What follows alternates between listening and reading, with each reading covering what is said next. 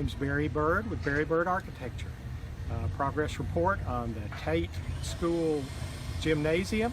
As you can see, the plywood and the board and batten is going on the building.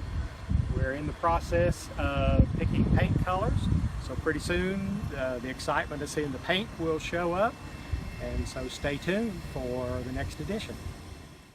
Hey, this is Drew Millsaps with Merit Construction. I'm back here at the Tate's multi-purpose building, and as you can see to my left here, we've been working on interior framing, partition walls in the mezzanine level, along with we've continued with mechanical, electrical, and plumbing rough end.